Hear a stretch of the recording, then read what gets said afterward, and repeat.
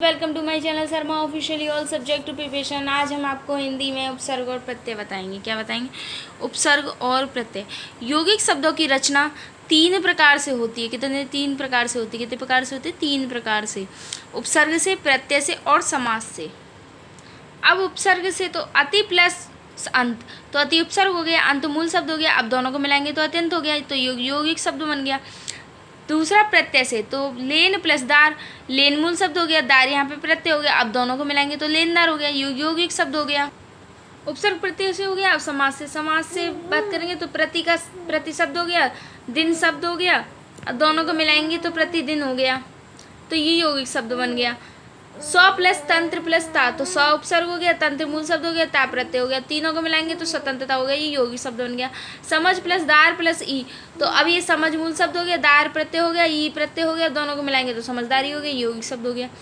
अब नोट कीजिए, हिंदी के उपसर्गों की जो संख्या होती है वो कितनी होती है? 13 होती है। कितनी होती है? 13। अब आपको उपसर्ग बता दिया, अब प्रत्यय बताएंगे। तो पहला है प्रत्यय में, नोट कीजिए, प्रति, साथ में, पर, बाद में प्लस अय, चलने वाला शब्द का अर्थ है पीछे चलना। प्रति मतलब बाद में चलने वाला शब्द जो होता है उसको बोलते हैं प्रत्यय। तो दूसरा है इसका, प्रत्ययों का अपना अर्थ कुछ भी नहीं होता और ना ही इनका प्रयोग स्वतंत्र रूप से किया जा सकता है। इनका प्रयोग प्रत्ययों का स्वतंत्र रूप से नहीं किया जा सकता। तीसरा है, प्रत्ययों के दो भेद होते हैं, कृत और तद्धित। कृत और तद्धित। चौथा है, वे प्रत्यय जो क्रिया के मूल रूप यानी धातु में जोड़े जाते हैं कृत प्रत्यय कहलाते हैं। कृत प्रत्यय से बने शब्द कृदंत शब्द कहलाते। क्या कहलाते? कृदंत शब्द कहलाते। जैसे लेख प्लस अक, तो क्या हो गया? लेखक। लेख प्लस अक तो लेखक हो गया। पांचवा, वे प्रत्यय जो क्रिया के मूल रूप यानी धातु को छोड़कर अन्य शब्दों में जुड़ते हैं तद्धित प्रत्यय कहलाते हैं। क्या कहलाते हैं? तद्धित प्रत्यय। तद्धित प्रत्यय से बने शब्द तद्धितांत शब्द कहलाते हैं। जैसे सेठ प्लस आनी तो सेठानी। छठा, हिंदी के प्रायः सभी कृत एवं तद्धित प्रत्यय संस्कृत के कृत एवं तद्धित प्रत्ययों से ही विकसित होते हैं। क्या होते हैं? तद्धित प्रत्ययों से ही विकसित होते हैं। कृत प्रत्यय।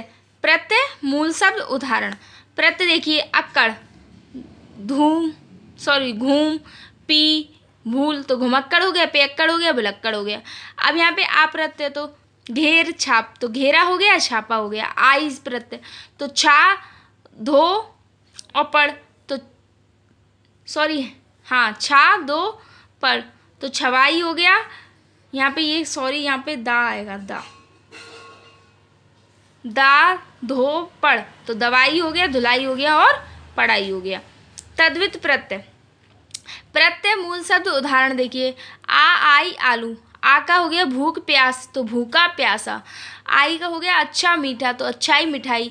आलू का हो गया झगड़ा और लज्जा तो झगड़ालू और लज्जालू।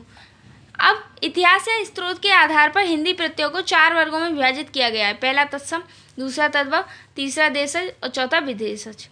कृत प्रत्यय धातुओं में लगते हैं जबकि तद्धित प्रत्यय धातु भिन्न शब्दों में लगते हैं।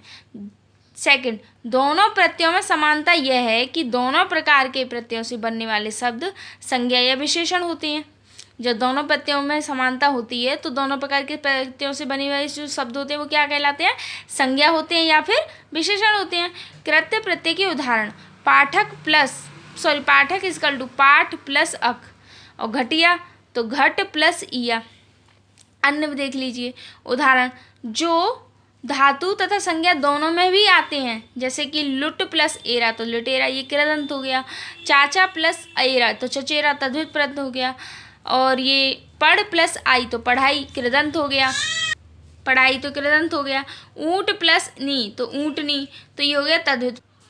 अब कृदंत प्रत्यय।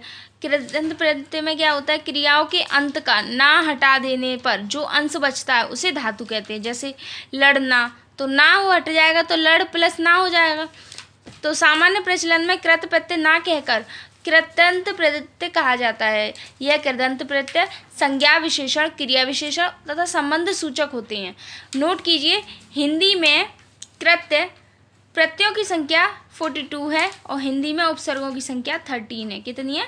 13 है। आज के लिए प्रत्यय उपसर्ग में इतना ही। प्लीज़ मेरे सब चैनल को सब्सक्राइब कीजिए, लाइक कीजिए, कमेंट कीजिए और शेयर कीजिए।